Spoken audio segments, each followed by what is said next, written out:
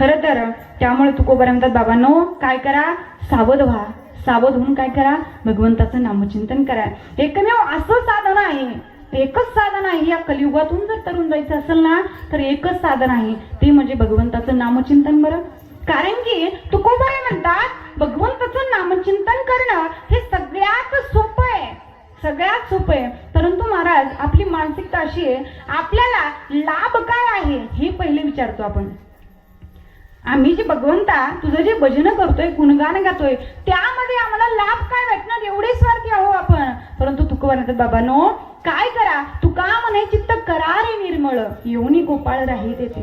तुकोबरा म्हणतात अरे तुमचं चित्त शुद्ध करा, निर्मळ करा, जेणेकरून तो भगवान परमात्मा तुमच्या हृदयामध्ये येऊन राहील. परंतु लोकांनी म्हणावं तुकोबरा काय करायचं तो भगवान परमात्मा हृदयामध्ये येऊन, तुमच्याकडेच बघून घ्या ना, तुम्ही सातत्याने भगवंताचं नामचिंतन करताय तुकोबऱ्या, परंतु तुमची परिस्थिती जर बघितली नाही तुकोबऱ्या तर आम्हाला खूप वाईट वाटतंय तुकोबऱ्या. भगवंताचं भजन करतात ना तर मग तुकोबऱ्याचा मोठा असा बंगला पाहिजे होता, मोठा बंगला पाहिजे होता, थाटमाट पाहिजे होता, 10-15 एकरची बागायती पाहिजे होती.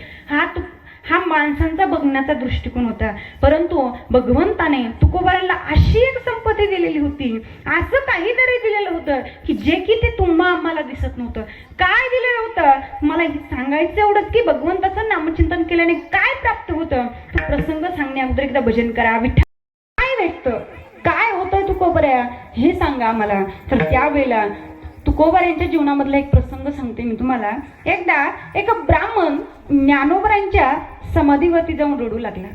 ज्ञानोबरांच्या समाधीवरती जाऊन रडू लागला, ज्ञानोबऱ्या आहोत, ज्ञानोबऱ्या मला वाचवा ज्ञानोबऱ्या.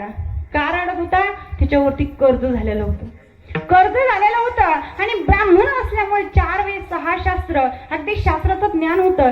त्याला माहिती आहे की काळाच्या घालात कधीही येऊ शकतो आणि कधीही आपल्याला मरावं लागणार आहे, आपल्याला जावं लागणार आहे. परंतु हे जे कर्ज आहे ना माझ्या डोक्यावरचं, हे जर माझ्याच्याने फिटणं झालं नाही तर असं म्हणतात आपण जर कोणाचं कर्ज घेऊन जर मरण पावलो, कोणाचं कर्ज न फेडता जर मरण पावलो तर त्याचं कर्ज फेडण्याकरिता पुढचा जन्मी त्याच्या दारातला कुत्रा व्हावं लागतं आणि व्याजासहित त्याचं कर्ज फेडावं लागतं. आणि ती ब्राह्मण बुवा ज्ञानोबऱ्यांकडे रडू लागले, ज्ञानोबऱ्या मला वाचवा ज्ञानोबऱ्या, खूप कर्ज झालंय ज्ञानोबऱ्या, काय करावं. त्यावेळेस ज्ञानोबऱ्यांनी साक्षात्कार दिला. अहो ब्राह्मण बुवा तुम्ही काय करा, देहू गावी जा, देहू गावी जे तुकोबरा आहे ना त्यांच्याकडे जाते, तुमची नक्कीच मदत करतील. ब्राह्मण बुवानी सकाळी उठावं, स्नान संध्या करावे आणि निघावं तुकोबऱ्यांकडे. तुकोबऱ्यांच्या घरी जावं, तुकोबऱ्याला आवाज द्यावा, तुकोबऱ्या अहो तुकोबऱ्या, घडलेला सर्व प्रसंग सांगावा. तुकोबऱ्या